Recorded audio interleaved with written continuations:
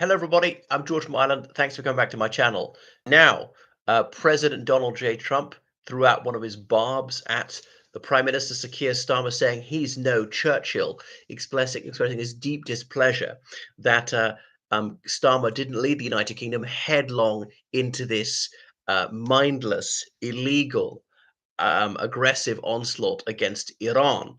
Now, Starmer never did a better day's work than when he said, actually, we're going to sit this one out, and refused the United States permission to use British military bases to launch their unlawful attacks upon Iran.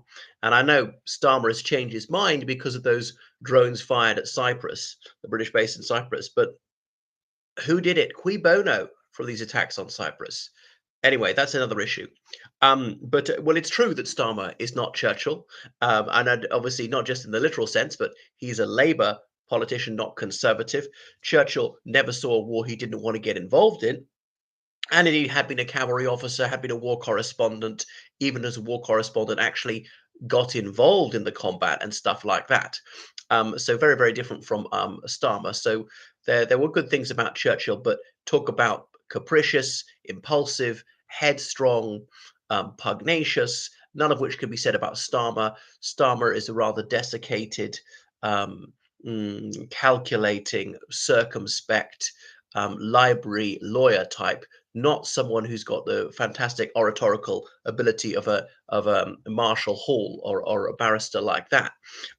But well, if we're going to go back to the Second World War with comparisons, Trump is no Roosevelt. He compares very unfavorably with the person who won 4 presidential elections. I know they're only allowed to stand twice now since that constitutional amendment in the 1950s under Eisenhower.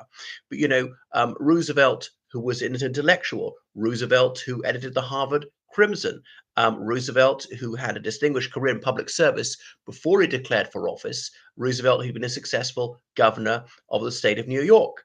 Yeah, Roosevelt had been Secretary of the Navy and so forth. So Franklin Delano Roosevelt, who bore his disability, his what was it? Polio manfully, admittedly, didn't tell the public because that would have scuppered his career, such as prejudice at the time. Roosevelt, who was faithful to his wife, Roosevelt, who was a Christian in word and in deed, and so forth. So, not trying to exalt the man and be blind to his faults and so forth. And there was some realpolitik to Roosevelt, who was capable of chicanery as well. But Roosevelt, who was actuated by trying to make the world better, to help the needy, the vulnerable, in the Great Depression, who saved the United States and indeed the world from complete economic meltdown, who started Social Security, which Trump has gutted. I remember listening to this heart-rending recording of some severely disabled blind woman in the United States who was getting something like $125 welfare a month under Joe Biden, and that was just enough to eat. It's been slashed to $25 a month. And how is she supposed to eat? And obviously, she can't drive, and she's 10 miles out of town. What's she going to do? Walk all the way to the shop with a white cane trying to find her way? So Roosevelt, who had compassion, who was trying to help people who couldn't help themselves. We know that Trump is absolutely merciless, has no common decency. Yeah, is just a psychopath, is just completely indifferent to the feelings of others, is a total egomaniac, openly empathizes with the cruelest and most bloodthirsty tyrants in the world, like Kim Jong Un, with whom he fell in love. Wow. Wow. I mean, Roosevelt, of necessity in the Second World War, said, well, I have to rub along with Stalin. If we're going to win this war, if we're going to save American lives, we have to keep our ally on side. But, Trump, even in peacetime, going out of his way to curry favor with the North Korean ogre, and likewise, who has openly lavished laud upon Vladimirovich Putin, as well as who else does he like?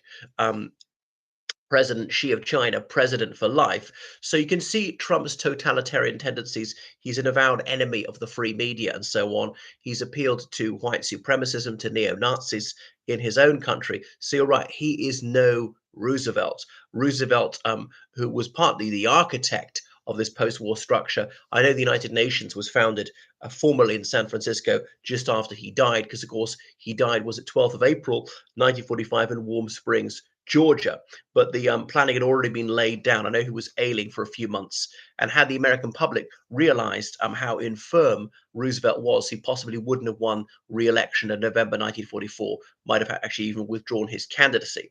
So Franklin Delano Roosevelt, who was able to rubber along with Congress and so on to get them to pass some derogations in the Neutrality Act to allow him to send armaments to the United Kingdom and so forth.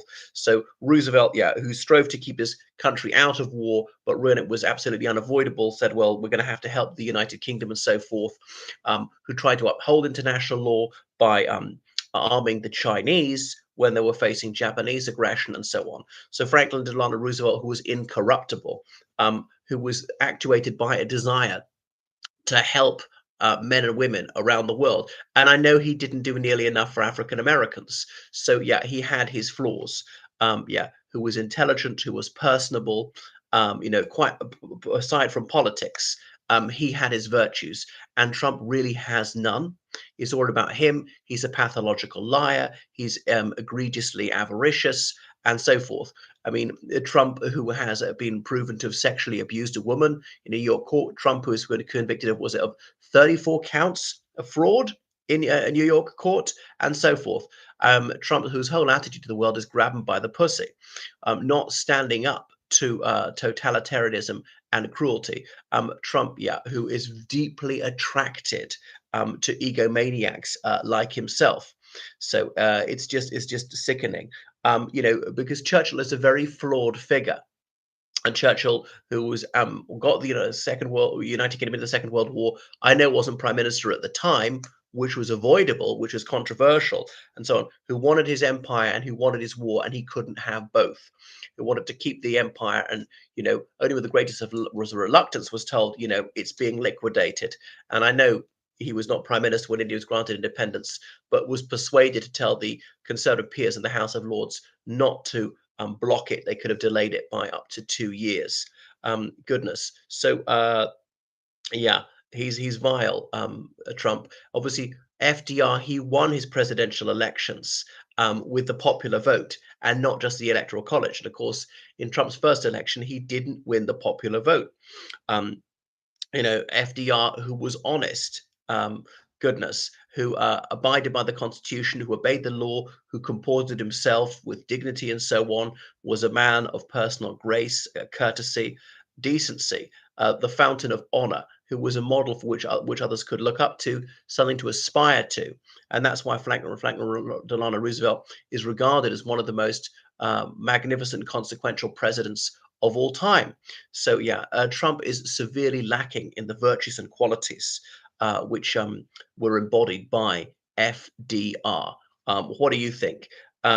So yeah, and I'm no fan of Starmer, and I heavily criticize him, and I would stay out of this war even now. Stop the war.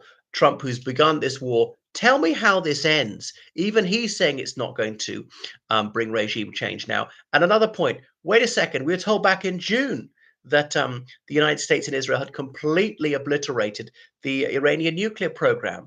And now they're saying that they need to do this to wipe out the nuclear program, which has already been wiped out. So don't be led by the nose to war on the basis of a pack of lies. Right. Do what you can to stop the war. Peace now.